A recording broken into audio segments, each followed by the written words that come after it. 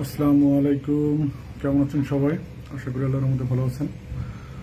আজকে যে বিষয়টা নিয়ে আলোচনা করব, বর্তমান সময়ের খুবই উদ্বেগপূর্ণ একটি বিষয়, ভাইরাসজনিত জ্বর, যেটা ইতিমধ্যে বাংলাদেশ, ভারত, মায়ানমার সহ অনেক দেশেই ছড়িয়ে পড়েছে, বিশেষ করে উপমহাদেশে বেশি।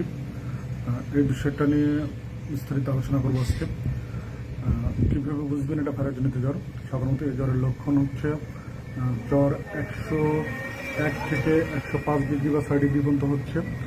জ্বরের স্থায়িত্বকাল 1 থেকে 14 দিন, স্বাভাবিক তো 5 দিন, কারো কারো ক্ষেত্রে 7 দিন, কারো কারো ক্ষেত্রে 14 দিন।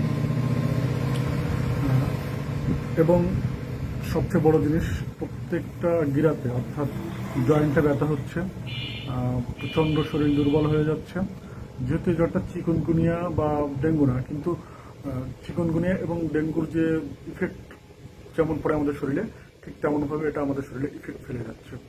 তো এক্ষেত্রে আমাদেরকে সচেতন হতে হবে। বিশেষ করে বৃদ্ধ এবং শিশুদের যখন এই জ্বরটা হচ্ছে, তখন তারা আরও অনেক বেশি ক্ষতির সম্মুখীন হচ্ছে। আমাদেরকে এ ব্যাপারে সচেতন হতে হবে। এই সচেতনতা বৃদ্ধি করার লক্ষ্যে কিছু কথা আপনাদের সামনে শেয়ার করা। প্রথমত, যেহেতু জ্বর অনেকদিন স্থায়ী হচ্ছে, তো সেক্ষেত্রে আমাদেরকে শুধুমাত্র জ্বর কমিয়ে রাখার জন্য কিছু প্যারাসিটামল গ্রহণ করা যেতে পারে, এবং আপনার নিকটবর্তী ডাক্তারের সাথে পরামর্শ করে ওষুধ খাবেন।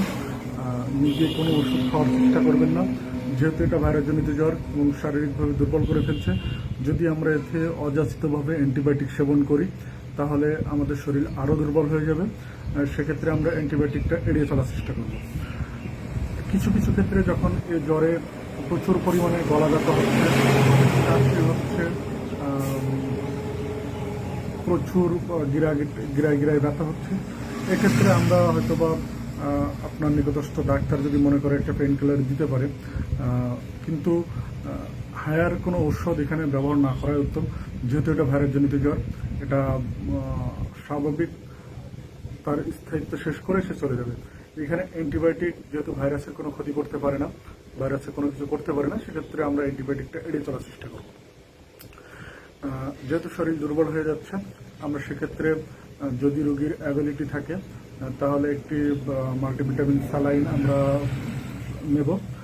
যদি তার অ্যাবিলিটি না থাকে, তাহলে যে কোনো একটা ব্র্যান্ডের মাল্টিভিটামিন আমরা গ্রহণ করব মুখে।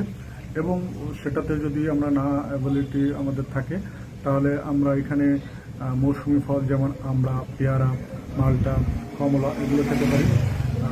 অ্যান্টিঅক্সিডেন্ট সমৃদ্ধ ফল যেমন কলা, এটাও আমরা খেতে পারি। পাকা পেঁপের রস খেতে পারি, জুস যেটা আমরা পাকা পেঁপের জুস খেতে পারি, পাকা পেঁপেও খেতে পারি। এবং সবচেয়ে বড় যে বিষয়, আমাদের পুষ্টিকর খাবার গ্রহণ করতে হবে। আমাদের খাবারে অনীহা করলে হবে না, নিয়মিত খাবারটা গ্রহণ করতে হবে, যাতে করে আমাদের শরীর দুর্বল না হয়ে যায়। আরও বিশেষ কিছু ব্যবস্থা আমাদের মেনে চলতে হবে। যেমন আমাদের জ্বর যেহেতু একটি দীর্ঘদিন স্থায়ী হচ্ছে, সেক্ষেত্রে আমরা গোসল বন্ধ করব না। আমরা গোসল করার সময় কিছু নিয়ম মেনে গোসল করব। গোসলটা যখন করব, তখন গরম পানিটা হওয়া লাগবে, উষ্ণ গরম পানি। এবং যেটা হওয়া লাগবে, পানির ভেতরে হয়তো বা আমরা একটু স্যাভলন বা ডেটল ব্যবহার করতে পারি, কিংবা কিছু লবণ দিয়ে ব্যবহার করতে পারি। সেক্ষেত্রে আমাদের শরীরটা অনেকটা ফ্রেশ লাগবে। এবং যে জিনিসটা আমরা করতে পারি, আমাদের যে সমস্ত জায়গায় যেটা গিরাগারটায় যেটা ব্যথা হচ্ছে, যন্ত্রণা হচ্ছে, সেখানে আমরা গরম সেঁক দিতে পারি। গরম সেঁক দিলে কিছুটা উপকার পাওয়া যাবে।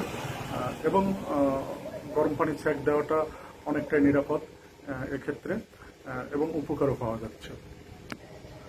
বাচ্চাদের ক্ষেত্রে জ্বর যদি 102, 101 ক্রস করে যায়, তাহলে আমরা চেষ্টা করব যাতে করে তাদেরকে গরম কোনো কিছু ভেতরে গরম পানি দিয়ে তাদের পুরো শরীরটা মুছে দেওয়ার চেষ্টা করব, তাতে করে তাদের জ্বরটা খুব তাড়াতাড়ি পড়ে যাবে। এখন অনেক ক্ষেত্রে রোগীর অ্যাবিলিটি থাকে না, তো তারা ফল ফলাদি খেতে পারে না। তো তাদের জন্য আমি বলবো যে ট্যাবলেট, ভিটামিন সি ট্যাবলেট, যেটাকে সিবিট বলে চিনি সবাই, সেটা সবাই কম বেশি খেতে পারে। আমাদের যে কাগজি লেবু, যেটা আমরা কাগজি লেবু বলি আমাদের এলাকাতে, ওটার রস প্রচুর পরিমাণে ভিটামিন সি এবং আমাদের শরীরকে অনেক চাঙ্গা করতে সক্ষম, আমরা সেটা খাবো। এছাড়া গোসলের কথা বলতেছিলাম, অবশ্যই অবশ্যই প্রতিদিন আমরা গরম পানি দিয়ে গোসল করব। শিশুদের ক্ষেত্রে যদি তার জ্বর অনেক থাকে, তাহলে আমরা বলেছি যে গা গরম যদি বেশি থাকে তাহলে গরম পানি দিয়ে আমরা তোয়ালেতে ভিজাবো, গরম পানিটা তোয়ালে ভিজায় ফুললি তোয়ালেটা ক্লিয়ার করবো না, পরিষ্কার করবো না, কিছুটা ভিজা ভিজা থাকবে, সে অবস্থায় তার শরীরটা মুছে দেব। এতে করে তার জ্বর কমে যাবে। বিশেষ করে বগল, দুই বগলের সাইডে আমাদের প্রচুর পরিমাণে জ্বর থাকে, সেক্ষেত্রে আমরা ওটা মুছবো অবশ্যই। হ্যাঁ, আর এই কাশিটার ক্ষেত্রে আমাদের অবশ্যই খেয়াল রাখতে হবে যে এই কাশিটা কিন্তু জ্বরের সাথে যে কাশিটা হচ্ছে এটাতে ঔষধ খুব বেশি কাজ করতেছে না। তো এক্ষেত্রে আমাদের কিছু কাজ আমরা নিজেরাই করতে পারি, হোম রেমেডি তৈরি করতে পারি। যেমন লবঙ্গ, আদা, এলাচ, লবণ, এইটা দিয়ে আমরা পানি গরম করে গড়গড় করতে পারি, পানি খেতে পারি, বারবার পানি খেতে পারি। সেক্ষেত্রে আমাদের গলার খুসখুস ভাবটা কিছুটা কম হবে এবং কাশি কম লাগবে। তাছাড়া আমরা চেষ্টা করব জ্বরটা হলে আমরা যাতে ভেঙে না পড়ি। আমাদের ভেঙে পড়লে চলবে না, অবশ্যই আমাদেরকে ভেতর থেকে স্ট্রং থাকতে হবে, মানসিকভাবে স্ট্রং থাকতে হবে, তাহলে আমরা এই জ্বরটা থেকে মুক্তি পাবো এবং ভালোভাবে মুক্তি পাবো। যেহেতু এখানে অনেক দুর্বল হয়ে যাচ্ছে শরীর, আমি আগে বলেছি যে যদি রোগীর অ্যাবিলিটি থাকে একটা স্যালাইন দিতে, যদি অ্যাবিলিটি না থাকে তাহলে মাল্টিভিটামিন গ্রহণ করতে, যদি সে পরিমাণে অ্যাবিলিটি না থাকে কমপক্ষে একটা সিভিট খেতে, এটা বলেছি। এখন অনেক রুগী আছে যাদের টাকা পয়সা নেই, তারা কি করবে? তো তাদেরকে বলবো পুষ্টি সমৃদ্ধ খাবার, যেমন শাকসবজি খেতে হবে। আপনাদের আশেপাশে প্রচুর যে শাকসবজিগুলো আছে সেগুলো আমরা তুলে খেতে পারি, এক্ষেত্রে আমাদের অনেকটাই উপকার হবে। একটি কথা বলতে ভুলে গেছি, যাদেরকে এই জ্বর আসতেছে তাদের সব সময়ের জন্য মাথায় পানি দিতে হবে, যেহেতু মাথা অনেক বেশি ইফেক্ট ফেলছে মাথার উপরে। অনেক সময় মাথার চাপ মেরে ধরে রাখছে, মাথা দিয়ে মনে হচ্ছে মাথার ভেতরে কিছু একটা ঘটছে।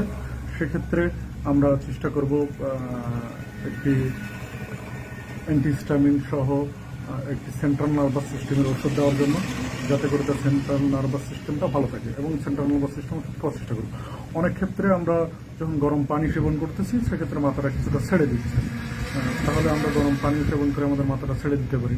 এবং অলওয়েজ টাইম আমাদেরকে চিন্তা ভাবনা বাদ দিয়ে সবসময় মনের ভিতর থেকে স্ট্রং থাকার চেষ্টা করব, তাতে করে আমরা আমাদের রোগটা থেকে, আমাদের জ্বর হতে আমরা মুক্তি পাবো ইনশাল্লাহ।